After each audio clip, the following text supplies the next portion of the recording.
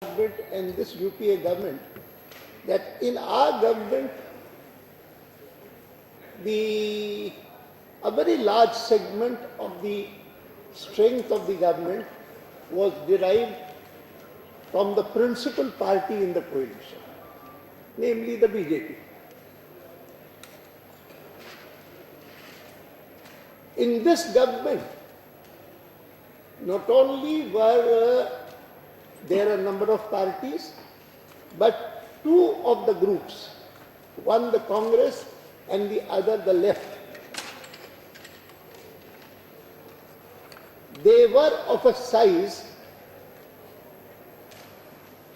that without the left, the government could not endure.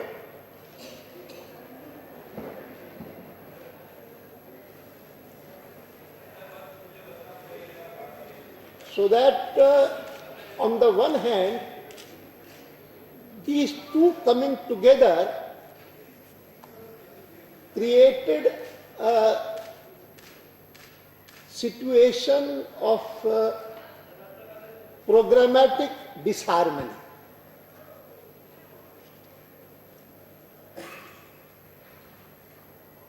No programmatic identity except that both of them wanted the BJP to be kept out.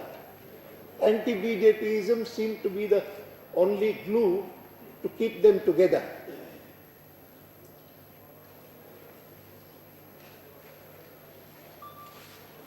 And when in July 2008, the left decided to withdraw support on the issue of nuclear pact, naturally the government was reduced to a minority.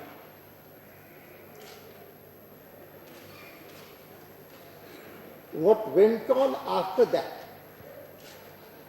is something that totally besmirched politics.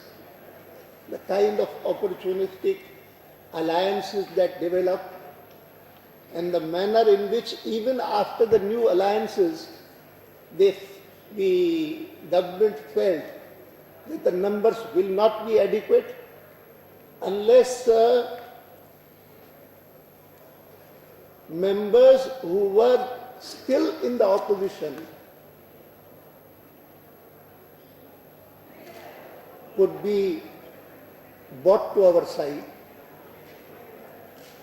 And I can tell you that I felt so disgusted that day.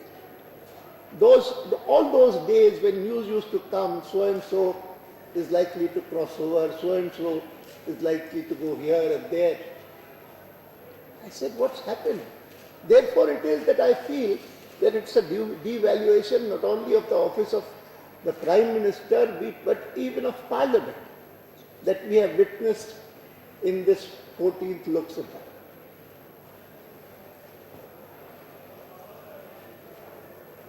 And mind you, both the Prime Minister and the Congress President have not tried to either justify or to explain what happened. Both of them have a lot to answer for.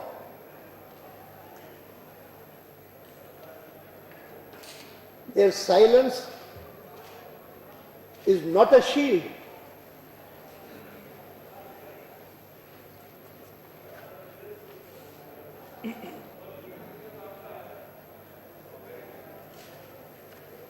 If I were to sum up this 14th Lok Sabha and its performance and the government that emerged from there,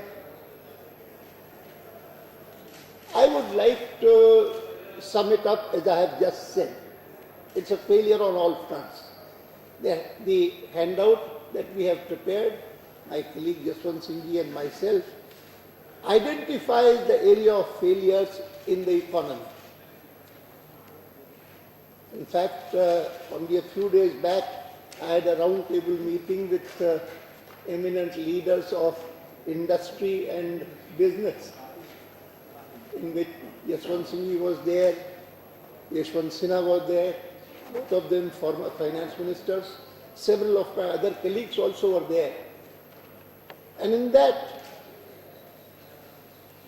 every participant, every single participant, and they were eminent people from these areas, they said that the economic situation in the country is very bad. And not only that, they kept on saying again and again, the worst is yet to come. And on that, when they say the worst is yet to come, Yashwant Sinha quit. He said, if in 2009 the people do give us a mandate, we cannot say that we were not forewarned. We had been warned that this is what you are going to inherit. We have tried to identify certain areas of the economy. After all, the global rating agency, Standard & Poor's, has downgraded India's credit rating. The CAG report has shown that a whopping 51,000 crores allocated for flagship schemes in 2007 and 8 have not been properly accounted for. And so far as economy, all these 5 years are concerned, having been elected on the promise of satisfying the Aam Aadmi as against what the NDA government had done to satisfy the Khas Aadmi. This was the promise given by the UPA government. And for the Aam Aadmi, the most biggest problem always is his prices of essential commodities. And all these 5 years, the common man, the Aam Aadmi, has been suffering because of high prices. To make matters worse, the problem of inflation has been further compounded by job losses. It's not unemployment. Unemployment has been a continuing problem with us. But these days, it is those who are employed being thrown out of jobs. And according to one estimate, the spreading phenomenon of job losses will be more than 1 crore and possibly 1.5 crores in the coming months. Only a few days back, the Times of India published an article in which it said the Indian Statistical Institute of Calcutta has said that during these 5 years, as many as 5.5 crore people, more people, have been pushed below the poverty line, which is a staggering 20% increase in the earlier figure.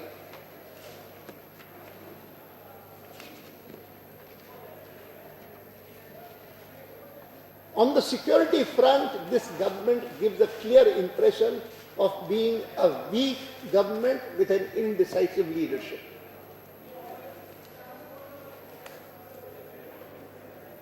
Today we have around us several failed states.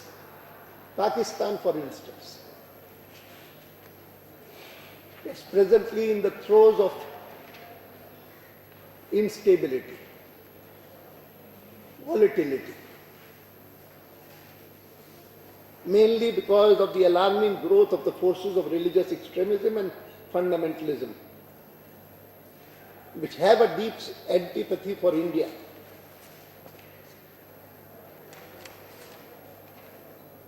The recent experience of 26/11 and the numerous acts of Pak-sponsored terrorism in different places in the past 5 years, all these are a matter of great concern.